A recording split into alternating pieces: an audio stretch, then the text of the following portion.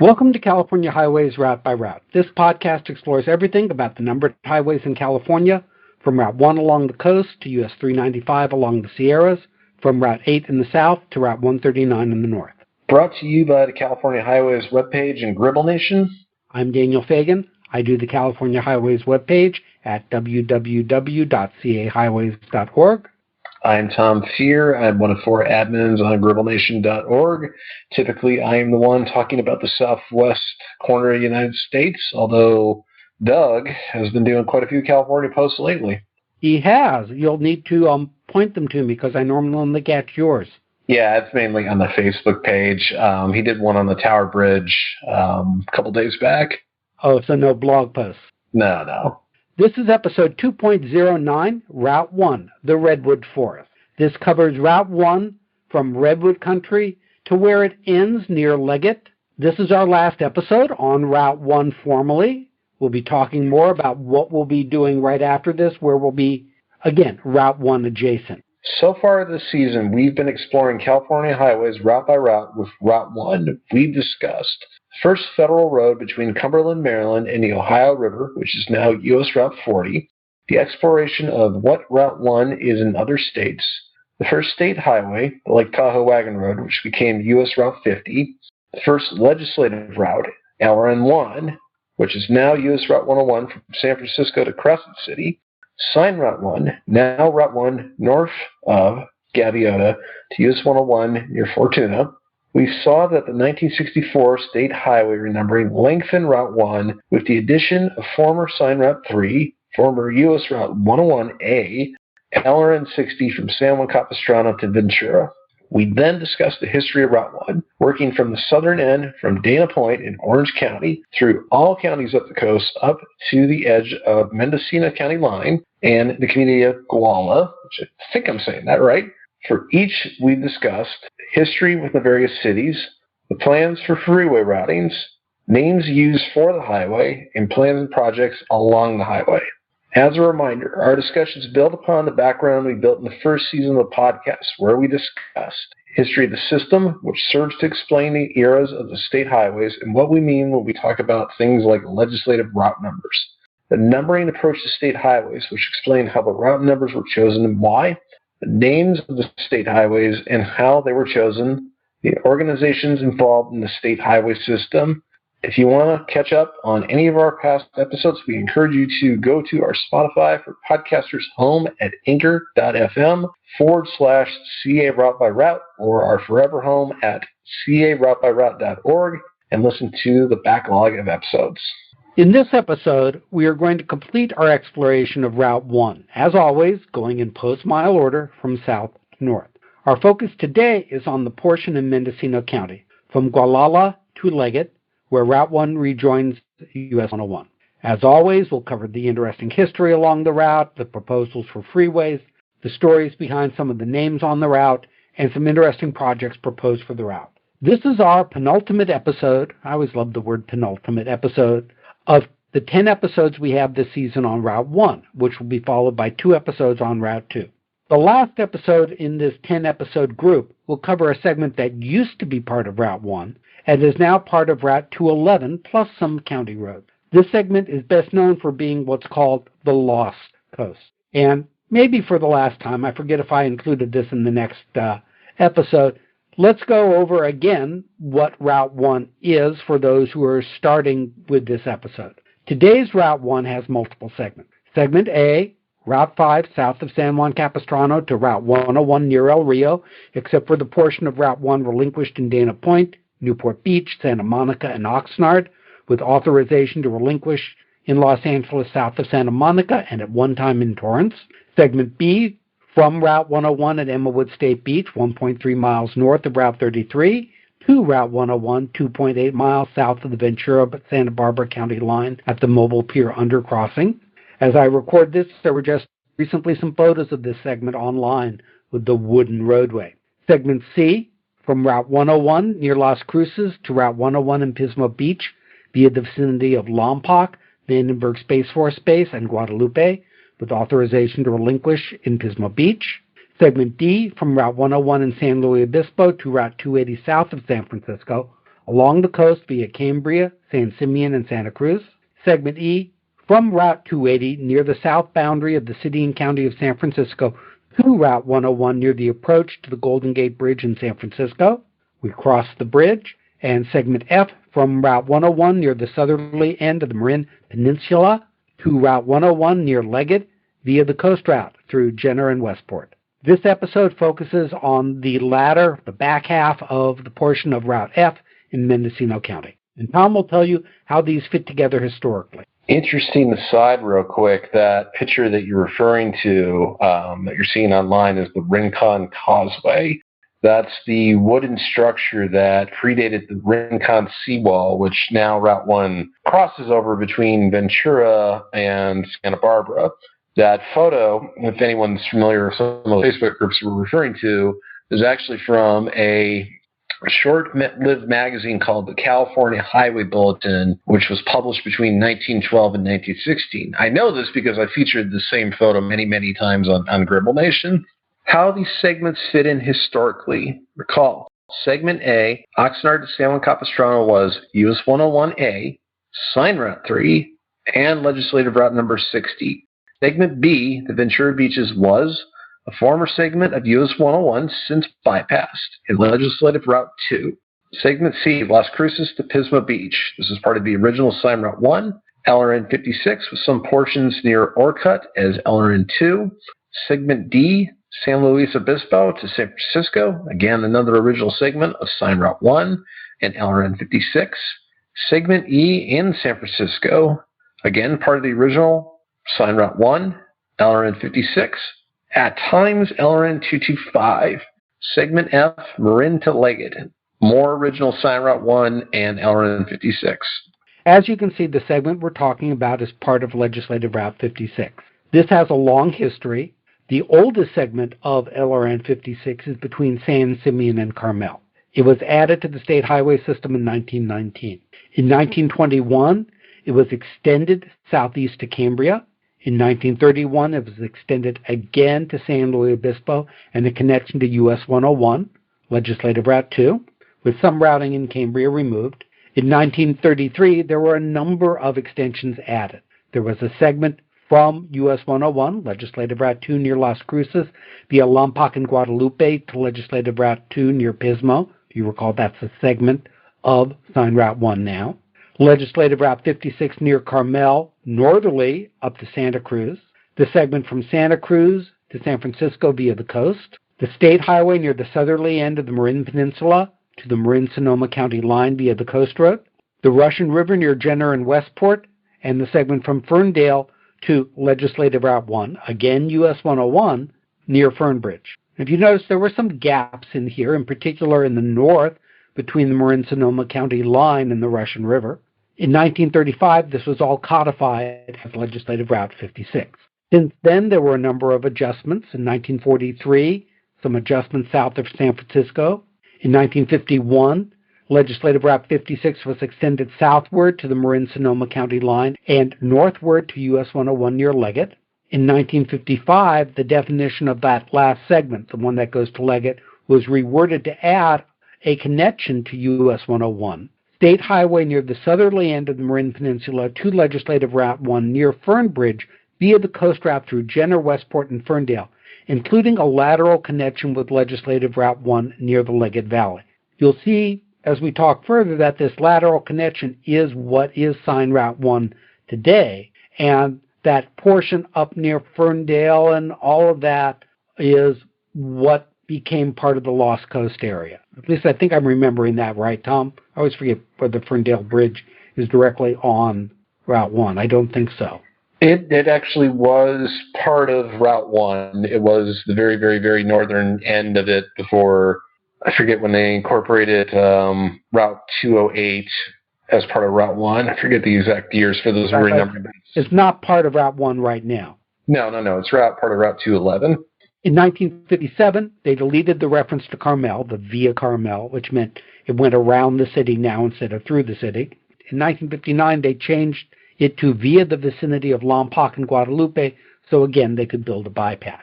This whole adjusted definition became that definition of Route 1 we talked about in 1964.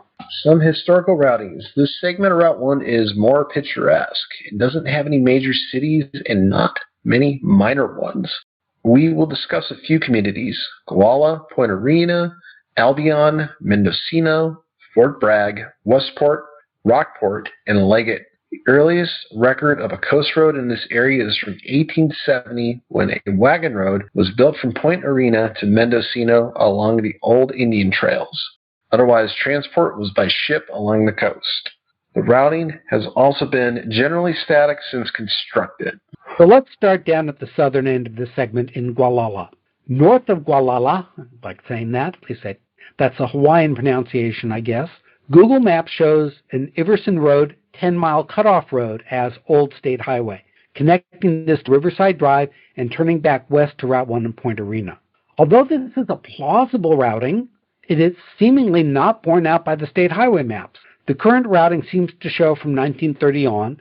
There is no road near Point Arena in the 1928 map, and that goes to show don't always believe what you see on Google Maps, and that's especially true with things like state highway numbers, which often it pulls proposed routes and puts sign numbers on them, or here things get labeled as Old State Highway, and maybe they were a state highway, but we're talking really old, not anywhere near current. Moving on to Point Arena, in 1954, the California Highway Commission took a preliminary step towards the replacement of two bridges and straightening a short section of Route 1 near Elk, north of Point Arena in Mendocino County, with the adoption of a 0.9-mile segment of highway where it crosses Bond Gulch and Greenwood Creek to provide approaches for the proposed new crossing and to straighten out several curves, including a right-angle curve at the top of the bluff south of Greenwood Creek. The new route follows the general course of the existing highway, but is for the most part slightly to the east. Plans call for the replacement of the Bond Gulch Bridge with a culvert and for construction of a new bridge over Greenwood Creek. The culvert at Bond Gulch will be just to the east of the existing bridge. The new Greenwood Creek Bridge will be a short distance west of the existing structure. Continuing north, we come to Albion. In 1957, the California Highway Commission adopted a routing for the relocation of 1.5 miles of Route 1 south of the Navarro River, 21 miles south of Fort Bragg, off of today's Navarro Beach Road and Navarro Bluff Road, which appeared to have originally connected. The new route generally paralleled the existing highway, but followed higher terrain several hundred feet inland. This new routing eliminated sharp curves, steep grades, and a narrow right-of-way on the existing road. Plans called for construction of a 2-lane highway. The Albion River Bridge was constructed in 1944 and featured a 969.2-foot-long deck truss design. The current Albion River Bridge was constructed at the site of the previous structure, which was in use prior to Legislative Route 56 being extended through Mendocino County. Within Mendocino, at Post Mile MEN, which stands for Mendocino, R50.57, Route 1 northbound intersects Main Street in Mendocino, which is signed as access to the Mendocino Presbyterian Church. Route 1 was originally aligned on Main Street and Lansing Street through downtown Mendocino.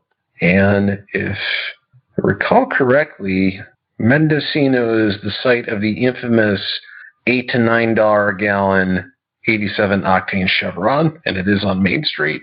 That would make sense, and it's probably for the same reason gas is so expensive in Big Sur. They probably have to do their own pumping for the station and generate their own electricity. Well, what's weird is Mendocino is very close to Fort Bragg, and it's not like Mendocino by, coastal Mendocino County standards it's not that remote. And you drop $3-4 a gallon just going north to Fort Bragg. It's the weirdest phenomenon. I haven't figured out that station. Big Sur makes sense because you're off the power grid, or same thing with Furnace Creek. You're out in the middle of the Mojave Desert, and all the freight trucks are charging all these fuel stations one-way fees. I haven't figured out Mendocino. Well, maybe it's like that station we always thought in North Hollywood, right next to the North Hollywood police station, used to always have $1 or $2 higher than every other station. We figured it was just some sort of front. Maybe that's the answer. Yeah, possibly. Location, probably. Yeah. And some suspecting tourists. We had that in Florida, of all places, at Orlando International Airport.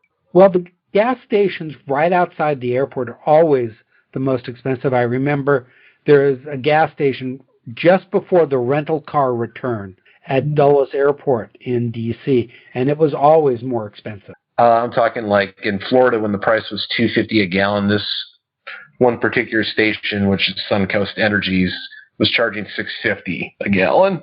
Was it near the rental car return? I mean, it was on Cimarron Boulevard, about a mile from when the entrance road to Orlando International Airport started. So it's about as close as you could get. So yes. Yeah, and so all the people returning their rental cars who say, I want to return it with the tank full. Yep. You probably would do better just taking the hit from the rental car facility. And I have no idea how that works for electric cars. Maybe that's why Hertz is getting rid of their electric fleet. Yeah, that didn't sound like that was all planned out all that great. No. There are lots of problems with electric cars. Most notably, you have to have an app on your phone to fuel them, and it has to be in your name. And that may have just been too much for some people. Yeah, it was wild being in and I don't know how this is with other EV brands, but just being a passenger in a Tesla and watching the competition for chargers around Livermore was wild as an observer. I don't think I'm quite ready for that. No. And we should note, I have no idea what the density of electric charging stations is along this pretty remote section of Route 1. I would have to imagine it's close to non-existent. Yeah. You're much better off if you were up on 101 and looking for chargers. Continuing north at Fort Bragg at Post Mile Mendocino R55.18, Route 1 northbound intersects Caspar Frontage Road. Route 1 northbound originally followed Point Cabrillo Road north from the Russian Gulch Bridge and crossed Caspar Creek to Caspar Road. Route 1 then continued north through the small community of Caspar, where it merged in with the modern highway via Caspar Road. Route 1 originally crossed the Noyo River from Noyo north to Fort Bragg along what is now Harbor Drive. The first bridge constructed along Harbor Drive was built in 1861. Route 1 would be relocated to the west, bypassing Noyo via an extension of Main Street, which crossed the Noyo River at a bridge constructed in 1948. The 1948 Noyo River Bridge was later replaced in 2005. Okay, I've just got to ask, can you get a froyo in Noyo? I don't know, but I had to find a photo of one of the bridges, several of the bridges actually on Harbor Drive, and it surprisingly looks almost identical today, with the exception of that there's no bridge there anymore. Wait, it looks identical to today, but there's no bridge. Yes, so if you really want a vintage look at how really old Route 1 was, Harbor Drive in Noyo is a really good place to find it. Moving on to Westport, Rockport, and Leggett. The present 10-mile river bridge has been in place since 2009 and replaced a structure from 1954. Until 1951, no state-owned portion of Route 1/LRN56 existed between Westport and Leggett. During said year, the legislature adopted a spur of LRN56 between Westport and Leggett over the existing local highways, which went through Rockport. The state would not actively take control of the Westport-Leggett spur until it was reconstructed to state standards. Mendocino County pushed during the fall of 1955 to have the planned Westport-Leggett spur of LRN56 added as Federal Aid Secondary 504. The segment was rebuilt, and maintenance of the Westport-Leggett spur of LRN56 began on July 1st, 1957. Upon the state assuming maintenance of the Westport-Leggett spur, it was signed as Route 1 temporary. That was a thing that highways used to do all the time when they had temporary routings. The interstates that was a pretty common feature of them as they were being constructed. You'd often find temporary interstate block on just a normal two-lane road. Yep. You can still now it's turned into future interstate, but yeah, there's a lot of vintage photos of the temporary interstate, and some of them are kind of amusing to look at because it's just literally a two-lane state highway or U.S. route, and it's like, what is an interstate sign doing on this? In 1964, this became Route 208, and then it returned to being Route 1 later on. Route 1 north of Rockport follows Contaneva Creek and intersects Usel Road at post mile 90.86. Usel Road is a rough corridor where Route 1, now planned Route 211, was once planned to continue north through the King Range, which is known mostly as the Lost Coast, towards Ferndale.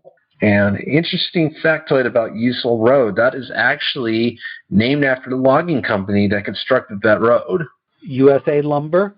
I don't remember exactly what it's called, but yeah, it's an acronym. That would make sense. And that covers the major communities along Route 1. Now, were there any freeway plans in the area?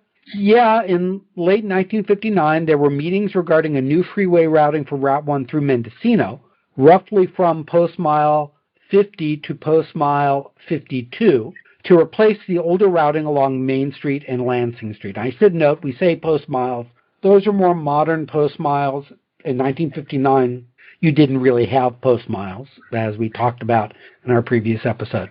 The specific section discussed was a 3/4 of a mile segment between Jack Peters Gulch and Russian Gulch. This would have been a northerly extension of the previously adopted routing that bypassed Main and Lansing between Gordon Lane south of Big River and Jack Peters Gulch. This would eventually be constructed as a 2-lane expressway with eventual conversion to 4 lanes, but I don't think it was ever turned into a full freeway, was it?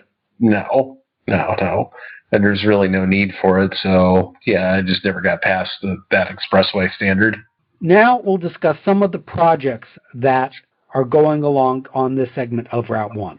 A minor project, the Gualala Downtown Streetscape Improvement. This project at Mendocino Post Mile .6 to Post Mile 1 in Gualala from Center Street north to the limit of the community. The project proposes 2 11-foot wide travel lanes, a 12-foot wide left turn lane, a 5-foot wide Class 2 bike lane, both sides, and 8-foot wide sidewalks on both sides for most of the project. Sidewalk aprons will help reduce conflict points of vehicles entering and leaving Route 1. A left turn bay at Ocean Drive, widening from Route 128 to the Navarro River Bridge. Most other projects relate to a bridge replacement. The Elk Creek Bridge, Selma Creek Bridge, Albion River Bridge, Jack Peters Creek Bridge, and Pudding Creek Bridge. And I should note there are also a whole batch of projects that are doing things like let's replace the bridge railing, let's redo the bridge surface, let's address scour, and scour is when there's water flowing under the bridge and it undermines the bridge supports. And I tend not to note those for my pages because they really don't change the route or widen the bridge. In terms of naming on the route, Route 1 in the city of Fort Bragg from Chestnut Street to Elm Street is named the Jerry Mello Memorial Highway, and it was named in memory of Jerry Mello, born in November 1941, who grew up in Mount Shasta. He spent 2 years in active duty with the U.S. Army, including a 13-month tour on the 38th parallel in Korea, in command of a Hawk missile site. His career in the timber industry, however, spanned 45 years. He worked as a forester for the Union Lumber Company in Fort Bragg and as a contractor for Campbell Timberland Management, and dedicated his life to keeping the woods safe for timber workers and to protecting forest land from degradation by illegal trespassing, marijuana cultivation, dumping, and encampments. I wonder whether Union Lumber has possibly went to Usal. I can't see it. He began his long and distinguished political career in 1992 when he was appointed to serve on the Fort Bragg Plan Commission. In 1996, he was elected to his first term on the Fort Bragg City Council. He then served as vice mayor from 1998 to 2000 and as mayor from 2000 to 2004. When he died, he was in his 15th year and 4th term of office as a city council member. He was very active in the League of California Cities, was the city chair for the board of Fort Bragg Fire Protection Authority, and for 13 years served on the board of the Mendocino County Local Agency Formation Commission. In addition, he had a very strong commitment to the local fishing industry on the Noyo Watershed Alliance, the board of the Mendocino Coast Sports Foundation, and the board of the Fort Bragg Atsuchi, along with his wife. He was murdered on August 27, 2011 at the age of 69 while patrolling for illegal marijuana growth on Hawthorne property in Fort Bragg, and this was named in September 2012. So this is an example of naming something after a local politician who did good, and unfortunately, often the namings come after a murder or some sort of accident that was unexpected. Another naming of interest is Route 1 between marker 62.0 and 65.0 in Mendocino County.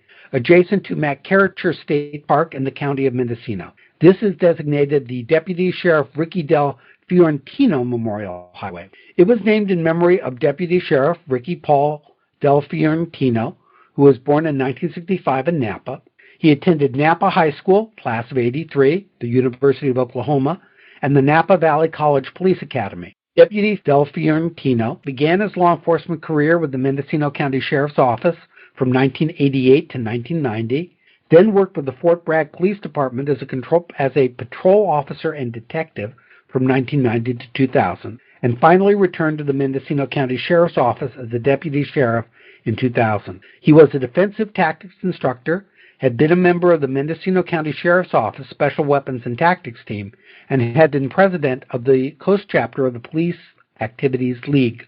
On March 19, 2014, Deputy Sheriff Del Fiorentino responded to a shooting in Cleone, a small community a few miles north of Fort Bragg in Mendocino. He spotted the suspect vehicle stopped in the roadway in a residential area and was immediately ambushed by the suspect, who fired numerous rifle rounds into Del Fiorentino's patrol vehicle, killing him. Seconds later, the suspect fired on a Fort Bragg police lieutenant who killed the suspect in a gun battle. And this is a good example of naming of a segment after a fallen law enforcement officer. Again, quite common. It was named in September 2014. Some other names, particularly with structures. Bridge 10-151 at the Russian Gulch in Mendocino County, this is post mile 52.64, is named the Frederick W. Panhost Bridge. It was built in 1940 and was named by Senate Concurrent Resolution 145 in 1974. Frederick Panhost was a Caltrans employee responsible for the construction of the Alameda Creek Bridge. He is a former director of the ASCE. In 1960, he received a California State Assembly Resolution of Commendation and California Highway Commission Resolution of Acknowledgement and Appreciation. He served as an engineer with the Bridge Department of the California Division of Highways from 1927 to 1960. Bridge 10-153 over Casper Creek in Mendocino County, post mile R54.71, is named the Ray E. Ware Memorial Bridge. It was built in 1966 and was named by Senate Concurrent Resolution 32 in 1973. Ray E. Ware served as a judge of the 10-Mile Justice Court from 1952 to 1971 and was a tireless advocate for an all-weather highway system in California. Bridge 10-175 over Hare Creek in Mendocino County, post mile 59.67, is named the Sergeant Emil Evanson Memorial Bridge. It was built in 1947 and named by Assembly Concurrent Resolution 27, Chapter 44 in 1948. Sergeant Emil Evanson, a native of the Fort Bragg area, was killed in action on the island of Attu in the Pacific Theater during World War II. Bridge 10-161 at the 10 Mile River in Mendocino County, post mile 69.65, is named the Frank J. Hyman Memorial Bridge. It was built in 1954 and was named by Senate Concurrent Resolution 33 in 1973. Frank J. Hyman activated the Paul Bunyan Association and was instrumental in forming the Noyu Harbor Commission in the Fort Bragg Rural Fire District in the 1950s. One more last interesting bridge, the Pudding Creek Bridge trestle at McCarricher State Park near Route 1, near Fort Bragg, Mendocino County, post mile 62.12, is named the Wesley Chesborough Pudding Creek Trestle. This is actually kind of a I like this structure. We stayed right by it and watched sundown one time. The Pudding Creek Trestle is a equestrian, bicycle, timber, stringer bridge over Pudding Creek, adjacent to the city of Fort Bragg in Mendocino County. The trestle is 48 feet above sea level, with a total length of 515 feet, with a deck width of 12 feet. It was built by the Union Lumber Company in 1915 as a logging railroad trestle. During the early years of the 20th century, the Union Lumber Company harvested timber from the forest along 10 Mile River, and the 10 Mile Railroad was constructed to transport logs from those forests over Pudding Creek to Fort Bragg's mill. For 32 years, the 10 Mile Railroad existed as a working railroad hauling logs and transporting workers. After World War II, logging trucks replaced the railroad, and the right-of-way, including the trestle, was converted for truck use in 1949. All use of the trestle ended in 1983, and the Department of Parks and Recreation acquired unused logging road and nearby headlands in 1995. In 2001, Senator Wesley Chesbrough requested a report on the structural condition of the trestle. State engineers concluded that with some structural modifications could be safely used for non-motorized traffic, including pedestrians, bicycles, equestrians, to provide easy access from Fort Bragg to the beaches at McCarriger State Park, and to create the Cree Link and one of the longest public trails along the California coast. Senator Chesbrough thereupon committed to securing funding through the State Coastal Conservancy from unallocated park bonds and gathering department heads from affected state and federal agencies to form a working group to pursue the project. Thanks to Senator Chesbrough's leadership, the Budget Act of 2003 provided about $235,000 in Proposition 40 funds for preliminary plans and working drawings to rehabilitate the trestle. In 2001, the trestle project was awarded about a little under $2 million, about $1,939,000 in Proposition 40 funds for construction, and in 2006, the project was awarded another additional $1,666,000 to complete the project, named by Senate Concurrent Resolution number 140, Resolution Chapter 151 on September 5th, 2014. In this section of coast, there is a lot of naming of bridges because there are a lot of bridges, and you'll see something similar when we get up to Route 101 and all the bridges along 101 in the area. Next time on California Highways Route by Route, we'll explore something that used to be part of Route 1 and is now part of Route 211, and some parts aren't part of the state highway system anymore.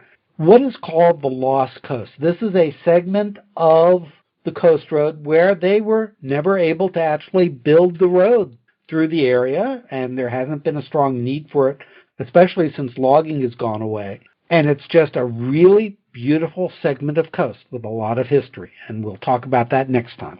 For more information, visit the pages on Route 1 and Legislative Route 56 on cahighways.org.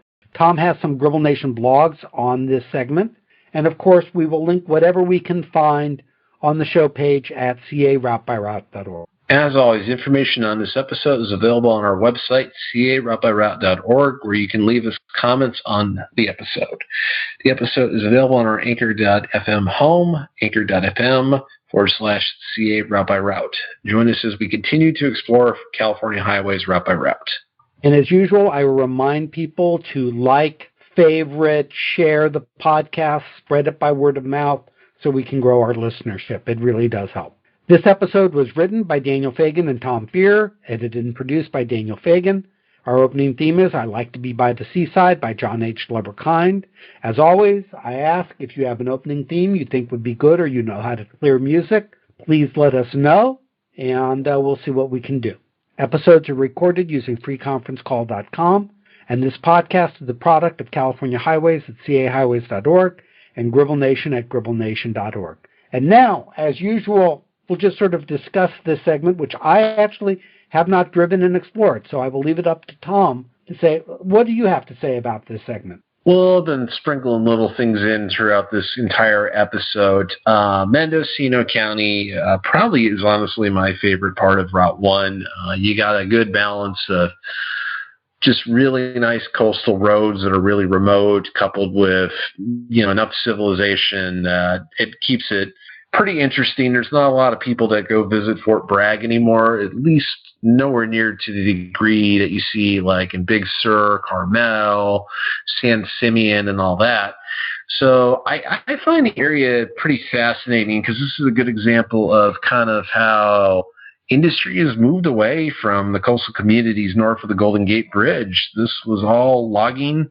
Fort Bragg in particular was a huge head of logging and timber. They had a port, the Union Lumber Company. We mentioned that already. You have the Skunk Train, which now is a legacy railroad line that was based out of Fort Bragg and went all the way out to Willits.